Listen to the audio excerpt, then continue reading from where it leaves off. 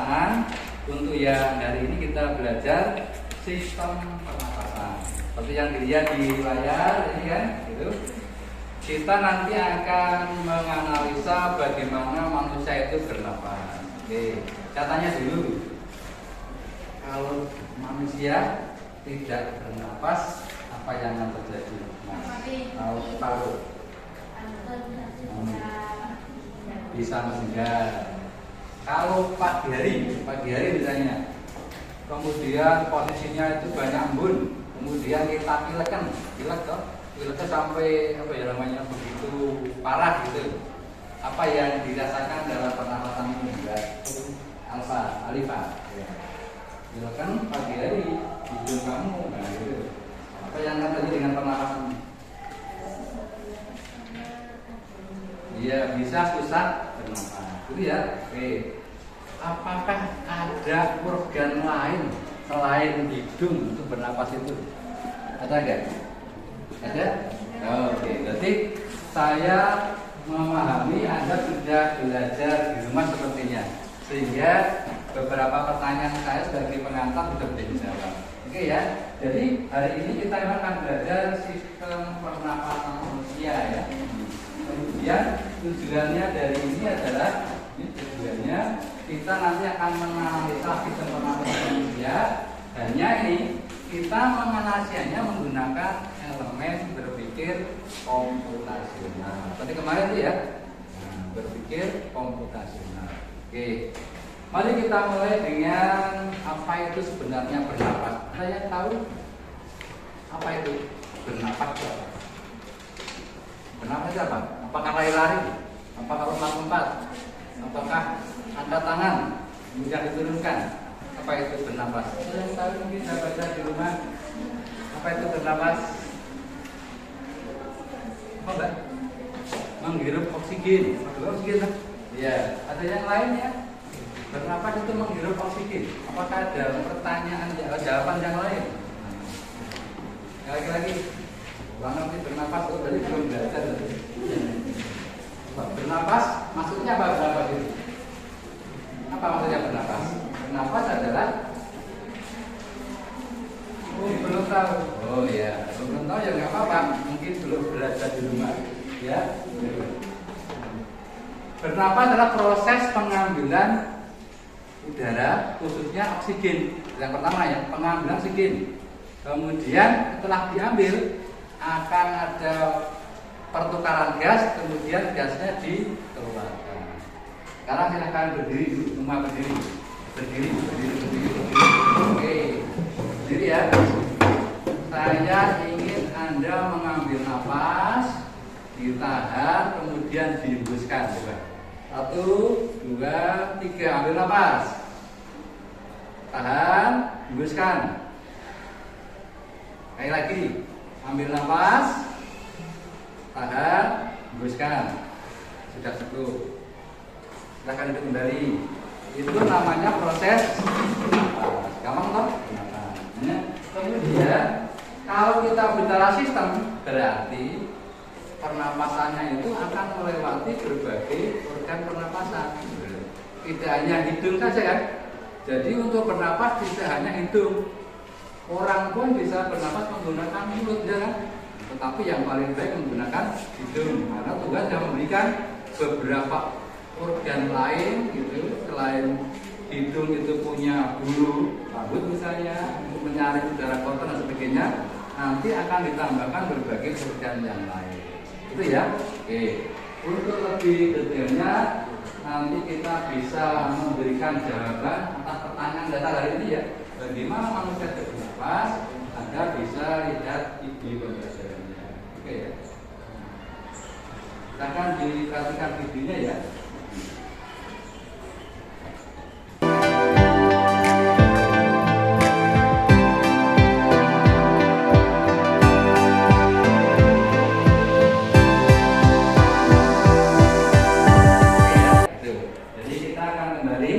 Bagaimana kita menganalisa, bagi orang kita menganalisa ya, bagaimana manusia itu bernapas. Untuk menjawab ini, nanti kita menggunakan pendekatan berpikir komputasional. mengingat apa saja dasar atau elemen yang digunakan dalam berpikir komputasional? Apa? Pertama dekomposisi. Yang lainnya selain dekomposisi apa lagi? Pengenalan pola. Terus ada lagi abstraksi. Yang terakhir, jadi ada 4 ya. Ada 4 elemen dasar berpikir komputasional. Berpikir yang efektif, efisien dengan langkah-langkah dalam memecahkan masalah ya. Gitu. Jadi dengan berpikir komputasional harapannya nanti soal pertanyaan itu bisa diselesaikan. Mari, yang pertama elemen berpikir komputasional adalah dekomposisi. Apa artinya kemarin? Dekomposisi artinya apa? Memecahkan masalah besar menjadi bagian-bagian yang lebih kecil. Sistem pernapasan itu kan sebuah sistem. Sistem itu berarti terbentuk dari berbagai elemen penyusun. Sepeda misalnya dibentuk oleh roda, oleh setang, oleh saddle, gitu, seperti itu. Sistem pernapasan nanti adalah sebuah materi yang besar atau pertanyaan atau sebuah konsep yang besar. Nanti bisa kita uraikan untuk menganalisa pernapasan itu. Penguraiannya nanti pertama dengan dekomposisi. Bagaimana kita nanti mendekomposisikan sistem pernapasan? Pertama dari ini. Nanti kalau orang bernapas kan tidak langsung otomatis apa namanya hirup terus keluar. Tapi kan ada jalannya. Jalannya lewat apa? Lewat organ-organ pernapasan. Jadi kegiatannya nanti adalah ini, menyebutkan organ sistem pernapasan. Jadi misalnya, di keterangan video tadi kan ini kan. Ketika udara dihirup masuk ke hidung atau lewat mulut, nanti akan melewati ada faring, ada trachea, masuk ke paru-paru itu yang juga dari kiri kanan itu. Kemudian udara masuk ke dalam paru-paru, terjadilah pertukaran. Ini namanya adalah organ pada sistem pernapasan. Jadi biar kita bisa menganalisa pernapasan manusia, pertama adalah kita harus paham organ-organ pernapasan. Karena tidak hanya hidung saja, tapi ternyata di dalam sistem pernapasan itu ada banyak organ yang lain. Itu ya. Itu adalah elemen dekomposisi, gitu. Kemudian berikutnya adalah nih pengenalan pola. Tadi saya suruh Anda berdiri untuk ambil nafas. Kalau ambil nafas polanya bagaimana? Dada Anda bagaimana?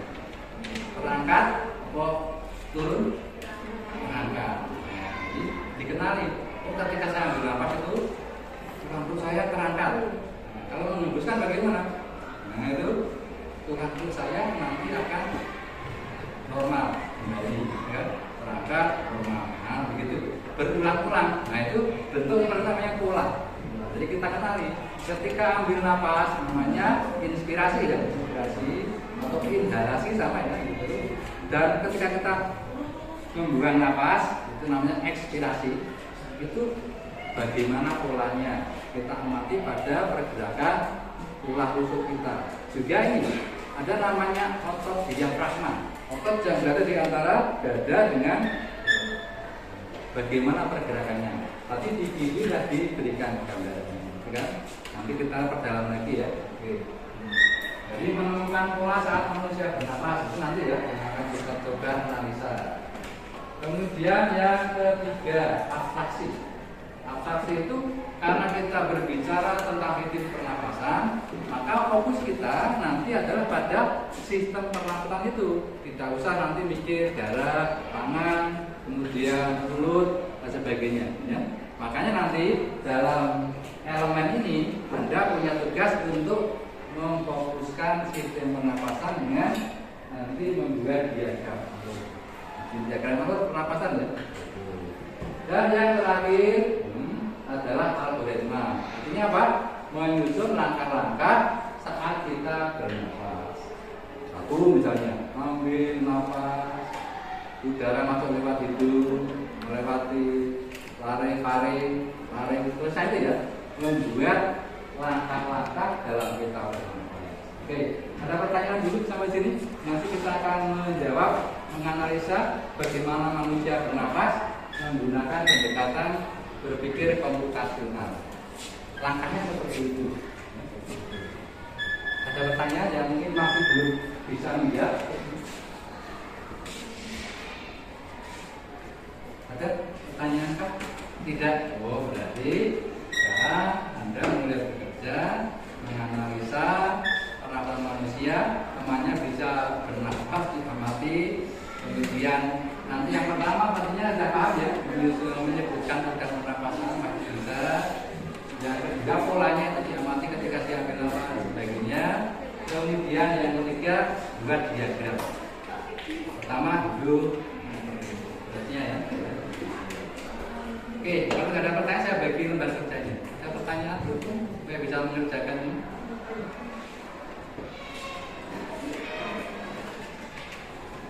Nggak ada pertanyaan? Oke, jadi kalau nggak ada, saya berikan lembar kerjanya. Mudah sekali, saya yakin terdapat bisa menjawabnya. Awasi kemarin ya, nanti berikan nama anggota kelompoknya. Jika ada pertanyaan tentang lembar kerjanya, boleh ditanya. Jangan lupa mempraktekkan pernapasannya.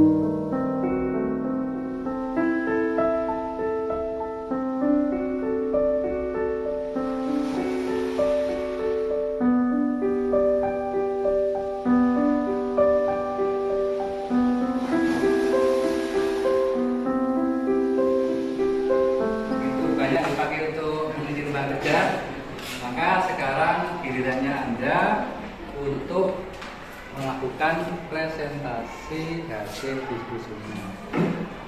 Siapa yang menjadi relawan untuk menyampaikan hasil diskusi jawaban dari pertanyaan yang ada pada KPD tersebut? Betul. Mana yang berani? Makan sendiri? Berani kan? Mari silakan maju ke depan. Ya, gantian maju.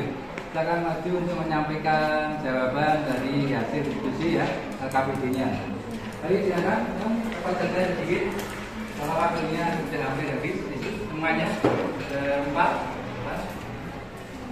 Dibacakan jawaban untuk setiap pertanyaan Anda ada. Ini, coba sedikit ya, biasa, sedikit ya.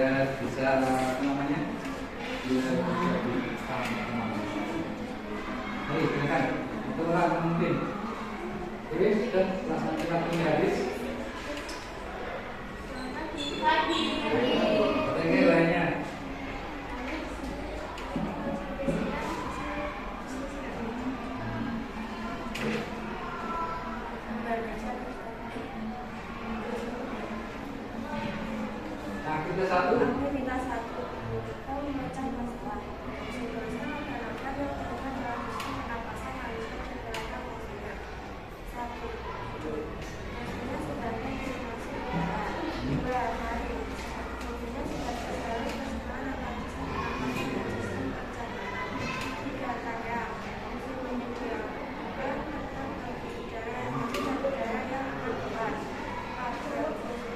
Fungsinya meneruskan udara ke dalam paru-paru. 5. Paru-paru. Fungsinya memisahkan oksigen dari udara yang bersumber paru-paru. Fungsinya tempat pengeluaran langsung. Oke, sudah cukup ya. Tepuk tangan dulu. Perhatikan untuk yang kelompok berikutnya yang akan menyampaikan hasil diskusinya ya. Silakan Mas. Itu Mas. Selamat pagi. Baik. Kami akan menyampaikan hasil diskusi kami yang akan dibacakan oleh Samuel. B. Mengenali pola. Amati proses pernapasan dan temukan pola yang terjadi pada inhalasi dan ekshalasi. Aspek pergerakan diafragma, inhalasi, kontraksi, ekshalasi, relaksasi. Volume rongga dada, inhalasi mengembang, ekshalasi mengemis. Aliran udara, inhalasi masuk, ekshalasi keluar. Sudah. Oh ya.